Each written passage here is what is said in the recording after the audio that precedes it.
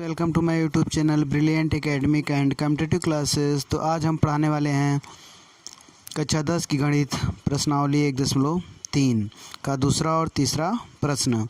जैसा कि पिछली वीडियो में हमने पहला प्रश्न हल किया था, तो अब जो है उसके आगे के प्रश्न हम हल करेंगे। देखिए, प्रश्न हल करने से पहले ये जान लें, देखिए परिमेय संख्या और परिमेय संख्या का योगफल जो होता है परिमेय संख्या होती है। ठीक, जैसा कि हम देख पा रहे हैं कि अगर 1/2 परिमेय संख्या 1/3 परिमेय संख्या में जोड़ी जाए तो जो उत्तर आएगा 5/6 भी परिमेय संख्या होगी। ठीक, अब देखिए यहाँ पे दो परिमेय संख्या का अंतर भी परिमेय संख्या होती है। अगर दो परिमेय संख्या हैं उसका गुणनफल भी परिमेय संख्या होती है।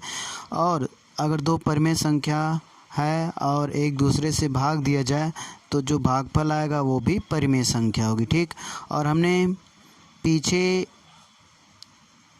कड़ी में 5 को अपरिमेय संख्या सिद्ध किया था। तो ये सब जितनी संख्याएं क्या है, अपरिमेय संख्या है। ठीक, क्योंकि इसका वर्गमूल जो है निकटतम निकलता है। ये पूर्ण वर्ग संख्या 5 नहीं है, न ही 2 पूर्ण वर्ग संख्या है। जब इसका वर्गमूल शुद्ध नहीं निकलता है, हमें इसका वर्गमूल निकटतम अंकों तक निकालना पड़ता है, इसलिए ये क्या है, अपरिमेय संख्या है। जिन संख्याओं को वर्गमूल पूरा निकल जाता है वो परिमेय संख्याएं होती हैं। ठीक, अब आते हैं प्रश्न पे। देखिए, हमें यही सिद्ध करना है, तो हम इसे हल करते हैं। माना 3-2 करड़ी में 5 एक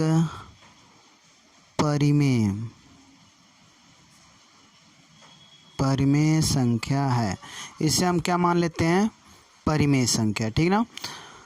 तो देखिए, हालांकि हमें इसे एक अपरिमेय संख्या सिद्ध करनी है, तो हम इसे एक त्रुटिपूर्ण कल्पना कर रहे हैं कि ये क्या है, एक परिमेय संख्या है। देखिए, जब हम कोई भी गलत धारणा लेते हैं तो हमें आगे जो है विरोधाभास का सामना करना पड़ता है। ठीक, तो जो रियल में ये अपरिमेय संख्या है हम उसे परिमेय संख्या मान रहे हैं, तो आगे कुछ ना कुछ तो हमें विरोधाभास का सामना करना पड़ेगा। ठीक, तो जब हम इसे परिमेय संख्या मान लिए हैं तो इसे हम P/Q के रूप में लिख सकते हैं,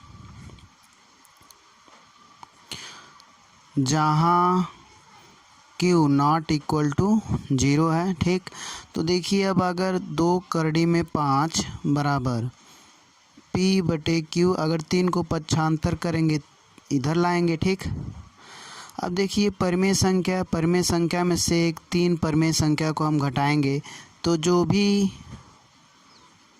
घटाने पर प्राप्त होगा वो भी परिमेय होगा। तो हम पहले ही अभी बताए हैं थोड़ी देर पहले।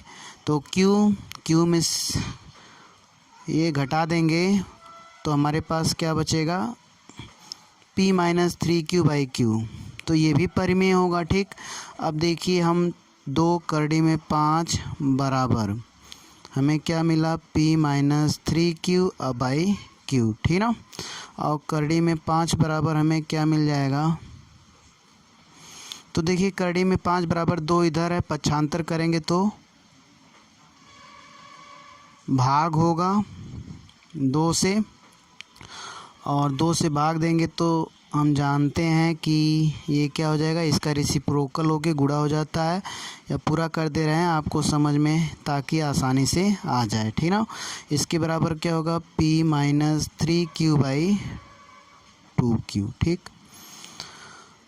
तो देखिए हम देख पा रहे हैं कि करड़ी में 5 बराबर क्या आया, P-3Q और बाई 2Q। ठीक, इसको हम अच्छे से लिख दे रहे हैं, पूरा अच्छे से लिखा नहीं गया, P-3Q/2Q।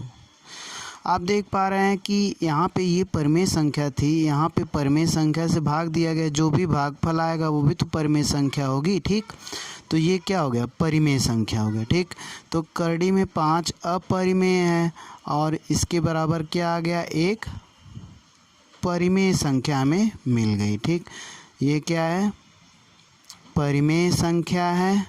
और यहाँ पे क्या है, अपरिमेय संख्या, ठीक ना। तो देखिए अपरिमेय परिमेय संख्या के बराबर नहीं हो सकती है, ठीक ना। तो ऐसा हो क्यों रहा है, हमारी त्रुटिपूर्ण कल्पना के कारण यह विरोधाभास हमारे सामने आ रहा है, ठीक ना। अतः करड़ी में 3 धन 2 करड़ी में 5 क्या होगा, अपरिमेय संख्या होगी, ठीक ना। तो देखिए इसको लिखेंगे कैसे, हम रिज्यूम करके लिख दे रहे हैं ताकि वीडियो लंबी ना बने। तो देखिए इसे हम लिखेंगे, एक अपरिमेय संख्या कभी भी परिमेय संख्या के बराबर नहीं हो सकती। यह विरोधाभास हमारी त्रुटिपूर्ण कल्पना के कारण हो रहा है। अतः 3 धन 2 करड़ी में 5 एक अपरिमेय संख्या है, ठीक ना। अब आते हैं तीसरे प्रश्न पे। तो तीसरा प्रश्न आप देख पा रहे हैं, सिद्ध कीजिए कि निम्नलिखित संख्याएं अपरिमेय हैं। तो 1 करड़ी में 2।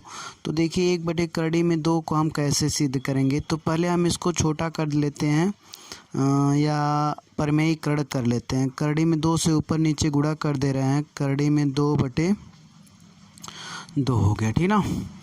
तो हम यहाँ पे लिखेंगे, माना करड़ी में 2/2 एक परिमेय संख्या है, ठीक ना। देखिए एक त्रुटिपूर्ण कल्पना है, क्योंकि ये रियल में तो अपरिमेय सिद्ध करना है हमको इसको, लेकिन हम इसे क्या मान लेते हैं, एक परिमेय संख्या मान लेते हैं। देखिए 1/करड़ी में 2 ही करड़ी में 2/2 है, क्योंकि हमने बराबर से ऊपर नीचे गुणा किया है, या परिमेयीकरण कह सकते हैं।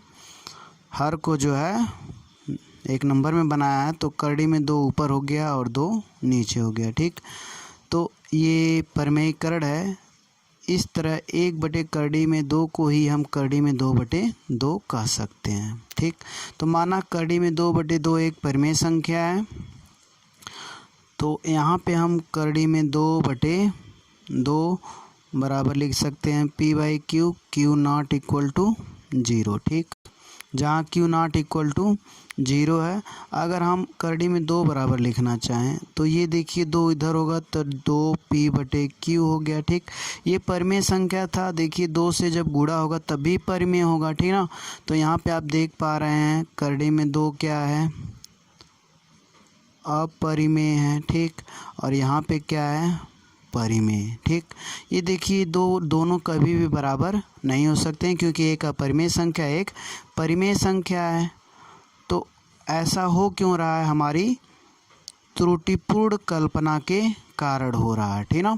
त्रुटिपूर्ण कल्पना के कारण मीन्स कि हम जो चीज़ें हैं उसके विपरीत मान रहे हैं उसको, ठीक। यही त्रुटिपूर्ण कल्पना। तो इसे लिखेंगे कैसे, वीडियो रिज्यूम करके हम लिख दे रहे हैं।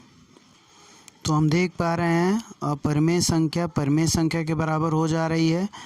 तो हम इसे नीचे लिखेंगे, एक अपरिमेय संख्या कभी भी परिमेय संख्या के बराबर नहीं हो सकती। यह विरोधाभास हमारी त्रुटिपूर्ण कल्पना के कारण हो रहा है।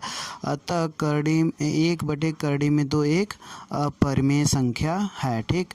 इसी तरह हम आगे के प्रश्न भी हल करेंगे, देखते हैं। तो हम मान लेते हैं, माना 7 करड़ी में 5 एक परिमेय संख्या है, ठीक ना। तो जब परिमेय मानेंगे तो इसे जो है P/Q के रूप में लिख भी सकते हैं, ठीक। जहाँ Q नॉट इक्वल टू 0 हो। तो देखिए यहाँ पे हम करड़ी में 5 बराबर क्या हो जाएगा, P/Q, और 7 से भाग होगा तो P/7Q हो जाएगा, ठीक। तो देखिए एक अपरिमेय संख्या एक परिमेय संख्या हो गई, ठीक ना। तो देखिए ये क्या है, अपरिमेय और संख्या, और ये क्या है, परिमेय संख्या। फिर वही स्टेटमेंट हम लिखेंगे, एक अपरिमेय संख्या परिमेय संख्या के बराबर नहीं हो सकती है। तो यह विरोधाभास हमारी त्रुटिपूर्ण कल्पना के कारण हो रहा है। अतः 7 करड़ी में 5 एक अपरिमेय संख्या है। तो इस प्रकार मैं इसे लिख नहीं रहा हूँ, आप लोग लिख सकते हैं। देखिए अब तीसरा वाला, 6 धन करड़ी में 2 को हमें क्या सिद्ध करना, अपरिमेय। तो हम करते हैं माना 6 धन करड़ी में 2 एक परिमेय संख्या है। यह हमारी त्रुटिपूर्ण कल्पना है। तो देखिए 6 प्लस करड़ी में 2 बराबर हम P बटे Q लिख सकते हैं, जहाँ Q नॉट इक्वल टू 0 है। तो देखिए हम यहाँ पे करड़ी में 2 बराबर क्या कर सकते हैं, P बाई Q। तो यहाँ पे 6 आएगा। देखिए परिमेय संख्या में से परिमेय संख्या घटाएंगे तो परिमेय ही आएगी, हम पहले ही बता दिए थे। तो Q और P माइनस 6Q हो जाएगा। ठीक, तो देखिए अब ये क्या हो गया, परिमेय, क्योंकि परिमेय में से हमने परिमेय घटाया तो परिमेय ही मिलेगी। और ये क्या है, अपरिमेय संख्या है। ठीक, तो हम देख पा रहे हैं एक अपरिमेय संख्या परिमेय संख्या के बराबर हो जा रही है। ठीक ना, तो हम इसे नीचे लिखेंगे कि एक अपरिमेय संख्या परिमेय संख्या के बराबर नहीं हो सकती है। यह विरोधाभास हमारी त्रुटिपूर्ण कल्पना के कारण हो रहा है। ठीक ना, अतः 6 धन करड़ी में 2 एक अपरिमेय संख्या है। तो इस प्रकार आप इसे लिखेंगे और आपका यह प्रश्नावली 1.3 अब समाप्त हुआ। अब आगे की वीडियो देखने के लिए आप तैयार रहिए। आशा करते हैं आपको वीडियो पसंद आई है। तो यदि पसंद आए तो वीडियो को लाइक शेयर और सब्सक्राइब करें ताकि आपको अगले वीडियो की नोटिफिकेशन मिले।